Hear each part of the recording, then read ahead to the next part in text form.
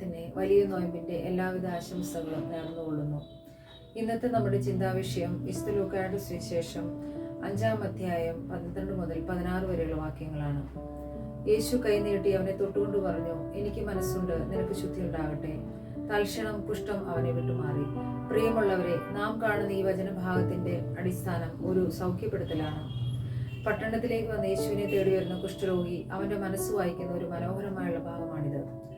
നിനക്ക് മനസ്സുണ്ടെങ്കിൽ, അതായത് നീ എൻ്റെ ജീവിതത്തിൽ സൗഖ്യം തരുവാൻ ആഗ്രഹിക്കുന്നുണ്ടെങ്കിൽ എന്നെ ഇന്ന് സൗഖ്യപ്പെടുത്തണമേ എന്നാണ് കുഷ്ഠരോഗിയുടെ യാചന. മനസ്സലിയുന്ന കർത്താവ് അവനെ സൗഖ്യപ്പെടുത്തുന്നു. നമുക്കും നമ്മുടെ പ്രാർത്ഥനയിൽ വരുത്തേണ്ട വലിയൊരു മാറ്റമാണിത്.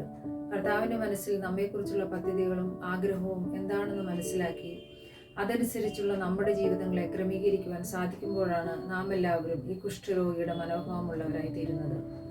നമുക്ക് വേണ്ടി കുരിശിലേറിയ നാഥന്റെ മനസ്സലിവ് നമ്മുടെ ഓരോരുത്തരുടെയും ജീവിതങ്ങളിൽ വലിയ മാറ്റങ്ങൾക്ക് ഇടവരുത്തുവാൻ കാരണമാകട്ടെ. നമ്മിലെ കഴിവുകൾ അവനായി സമർപ്പിക്കുവാനും പങ്കുവയ്ക്കുവാനും ഈശോ നമ്മെ പഠിപ്പിക്കട്ടെ. ആമേൻ.